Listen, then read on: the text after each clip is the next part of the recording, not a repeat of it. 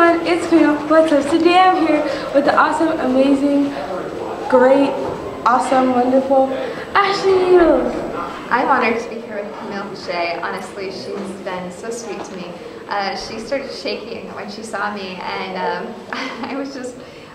that just really touched my heart. When people like her connect with a message, you can tell their body just changes, and she became full of light the instant we connected, and I was just so honored by that, so amazed.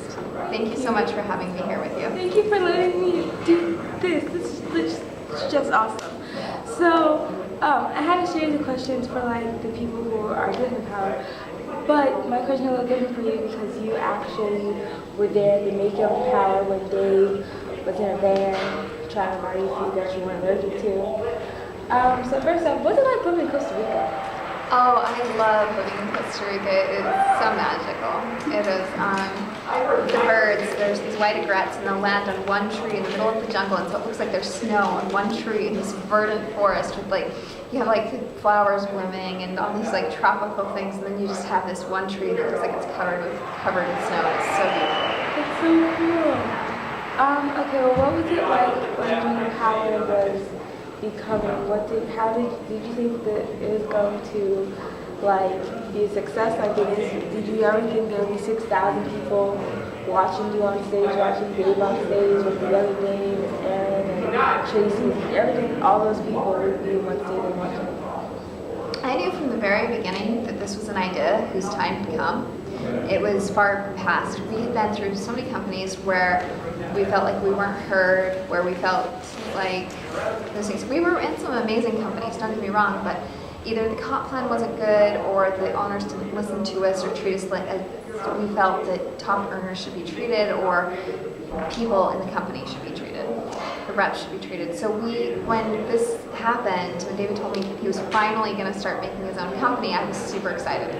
And when he showed me the comp plan, when he showed me the ideas for it, and we talked about them and we went through them, I was just like, yes, this is it.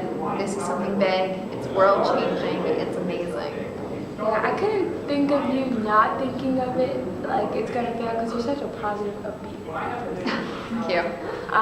Okay. Also, did you what was it like going from that change from you living with your husband, In that? Yeah. In a van to living in Costa Rica in the middle of Costa Rica, living on the beach? How was that change? Well, I always feel happy. I don't know. Well, it was a long transition. We went from living in the van to actually living with his parents for a while. He leaves that part out of the story because he's kind of embarrassed by that. And then we lived on the beach, and then we lived in a mansion. And so it's been a gradual process. It has been, for me, eye-opening.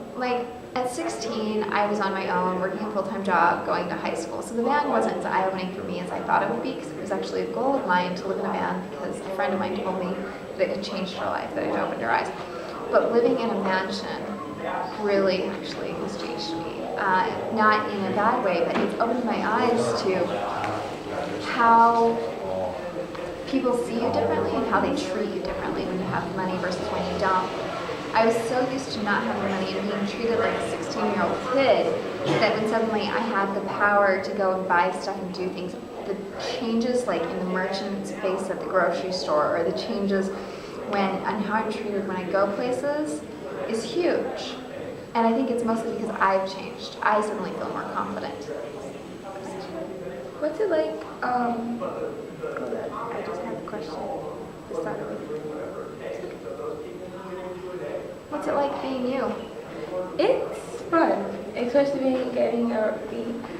being able to be around all these successful people. When I went, my mindset used to be bad, now it's a lot better. When I went to the VIP room just for 5 minutes, I'm just like, this is awesome. I feel so successful already. Even though I was only in it for 5 minutes, I didn't talk to anybody, just feeling all the nice energy. Being around them is amazing, isn't it? Yes, I saw Layla. I saw the kid from Holland. I saw Nicole and Chase in high school.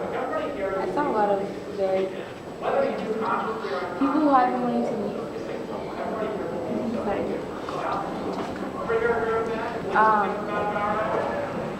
it like living in the van? It was an adventure. I enjoyed it. It was, let's see, living in the van. Gosh, getting woken up by drug deals or cops or fights or just looking at the stars and having a different view every night. You know, going to bed with a different sunset and waking up with a different sunrise. It was really cool. It's like people think that like, oh my gosh, live in the van, poor thing, but if they think about it, it can actually be kind of adventurous and fun. Oh, that's why I wanted to do it. It sounded adventurous and fun when I thought of it, so it was actually my idea. So. Do you think Dave's crazy? Absolutely. I think all the best people are. I like him because he's crazy. I think that it would be a very sad world if we didn't have the mad people, mad to live, mad to just go and do things, mad with passion. I think that sanity is one of the worst things in the world today. I think we should all lose our minds to our passions and our excitement and the things that make us do impossible and crazy things. What's your favorite empowerment product out of the first two? Which one do you think would be the most helpful? The basic blog, I think, because people really get to know themselves.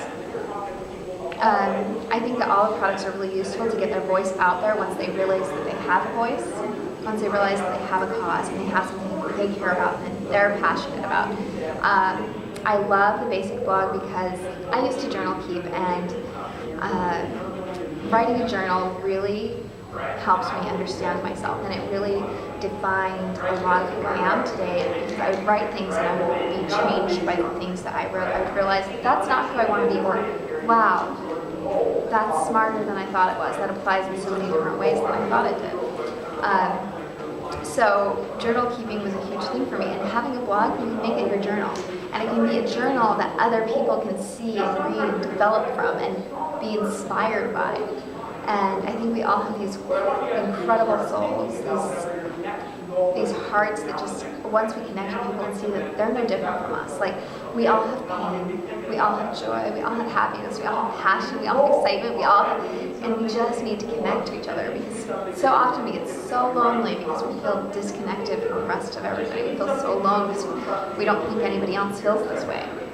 But the second you expose how you really feel to other people will suddenly message you privately and they'll be like, I didn't know you felt that way. I feel the same way.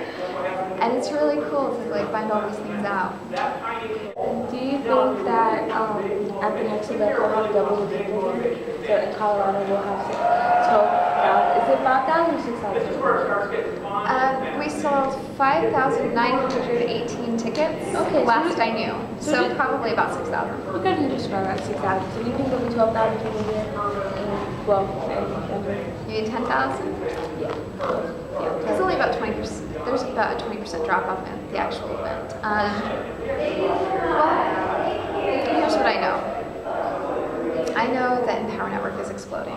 I know that every single event has doubled or tripled our growth rate.